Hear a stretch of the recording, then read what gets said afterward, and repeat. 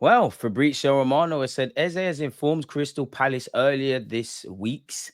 I think they mean this week about his desire to join Tottenham. Talks progressing as Eze already said yes to Spurs project, ready to make the move this month, which is music to your ears if you're a Spurs fan. Bit annoying if you're an Arsenal fan, people. Nothing done yet, but Eze hopes for Spurs move as soon as possible. So this is someone that wants to confirm his move to his new club and his new beginnings. Again, where Eze is concerned, Thomas Frank's a good manager. Spurs allows him to stay in London. They've just won a European trophy, obviously not the Super Cup.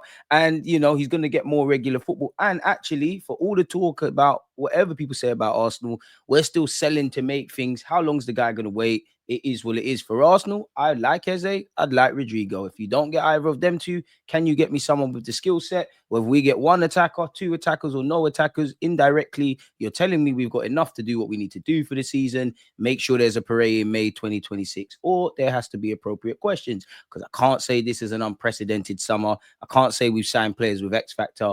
Bar the Gyökeres and Zubimendi, respectfully to the other guys, there's no one I can see at the point of entry for me. Well known, I was a big Gyökeres and more so a Zubimendi fan to take us to the next level.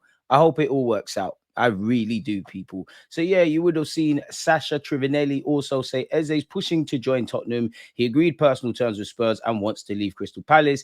Eze to be left out of the squad against Chelsea this Sunday. Eze to leave Crystal Palace, conflict looming. Crystal Palace already in talks with his replacement. They're actually being linked, and David Ornstein has said they're in talks with Leicester City over El Khanous, who's a very different player, but similar kind of creative spot. We'll get back to Eze, but one person that does need to leave the football club, and we've seen a lot of rumblings, allegedly Fenerbahce are interested in signing Zinchenko. Some reports go a lot more aggressive and say a deal's been agreed and there's an agreement in place for him to go to Turkey. Going back to Eze, he has scored at every club ground in the traditional top six last season. So X Factor, Stardust, big game player, what's there not to like? Eze's future was spoken about with Ornstein, and if you've still got some hope, let me know.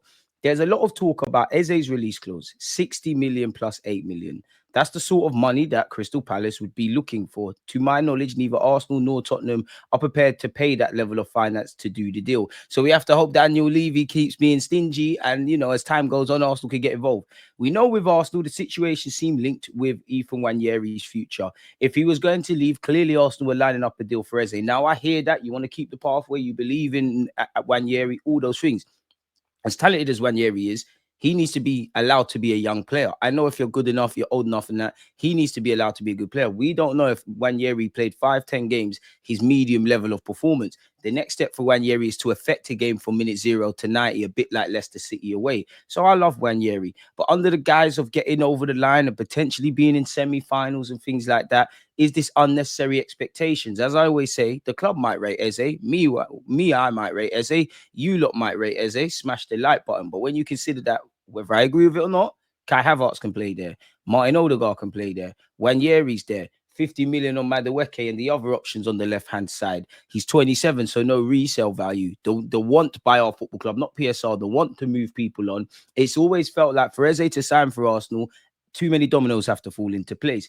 With Nwaneri signing the new deal, the need for Eze or another player in that position was less pressing, and maybe they were then focusing on other areas. It's not that Eze is gone from the agenda. There's great affection for Eze at Arsenal and vice versa. We need to keep an eye on the situation, but there'll be considerations at Arsenal on the price, age profile, and the position. So what does that tell you, people? TBR Football has actually said Arsenal have pulled out the race. As for now, we're focusing on signing an out-and-out left winger. Spurs have a free hit at the guy. He's not expected to feature against Chelsea. He's been pursued by both Arsenal and Spurs in recent weeks, people. Wouldn't describe them as London Giants, but fair enough. So we're going to have to see. His manager has said, Mark, as in Gurry, has trained the entire week with us, every single training session, the same with Ebbs. They've prepared the best way for the Chelsea game on Sunday afternoon. I've been in the football business for too long, so I know that at any time of any day, things can happen. If you ask me now, I expect both Mark and Ebbs to start on Sunday. And, you would have remembered when they won the Community Shield, how the chairman spoke about those two players. Zinchenko's requested to move away from the club. We've gone over the Fenerbahce stuff, but he has also been linked with Napoli and AC Milan. One minute we're seeing rumours that Arteta's convinced him to stay. Then he wants to run down this deal. Now he's handed in a transfer request and everything in between, people. But whether it's him, Trossard, Martinelli, Kivior, Fabio Vieira, Lokonga, fair enough. Fabio's being linked with Stuttgart at this moment. Doesn't feel like there's an imminent departure. To be honest, we're always linked with this guy, and I don't believe it. But Arsenal have registered their interest in PSG attacker Kang-In Lee just days after the South Korea, I think they mean South Korean, helped defeat Tottenham Hotspur in the UEFA Super Cup on Wednesday. Although Lee has struggled to make an impression at the Parc de France since arriving from Mallorca in 2023, his impact off the bench in midweek in Udine helped to change the flow of the fixture, with PSG trailing 2-0 down with minutes left. His terrific late strike helped change the course of the game, setting up Luis Enrique's side to win on penalties. Apparently, Arsenal are one of a number of teams that are following the situation of the 24-year-old, according to Court of Side, which also notes interest from Napoli and Manchester United. The Gunners, it is claimed, have made direct contact to negotiate a deal with Lee, who has an estimated transfer value of 26 million euros. It is added PSG are open to negotiations and that the player's priority is to move to a club where he can get more regular starting football. So I'd have to see. I mean, there's a great deal about this story that does not add up. If you want significant football, clearly he's not going to let that happen at Arsenal. I don't know if PSG, in terms of their squad, would sanction the exit. So it seems like nonsense. Apparently, Arsenal are keen on 19-year-old Brazilian Gunners get in first for Palmeiras player. Palmeiras, great academy. Let's hope this is an attacker. The Brazilian media are linking Arsenal with Palmeiras defender Bendetti. Yeah, it would be another defender in it, with the 19-year-old reportedly having Mikel Arteta's approval. The Gunners are among those chasing the 19-year-old who came through Palmeiras Academy and made the jump to the senior squad this year. Another plugged-in voice, Gustavo Soler, says an unknown European club is ready to put a 10 million euros offer on the table, with bonuses potentially taking it higher. He might only be the fifth-choice centre-back for Albert Ferreira at the moment, but his mix of technique and stature marks him as one for the future.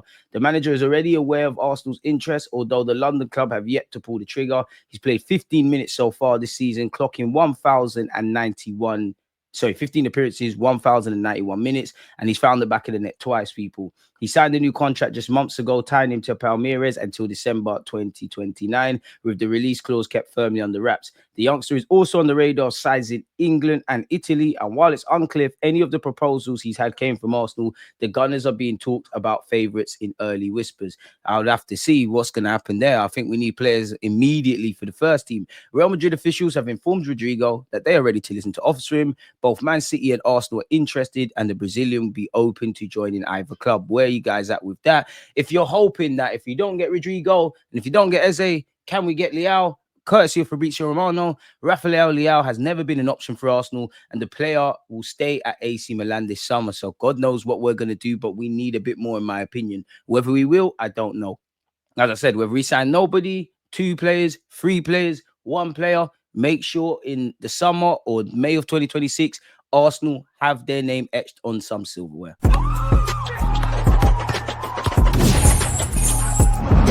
First,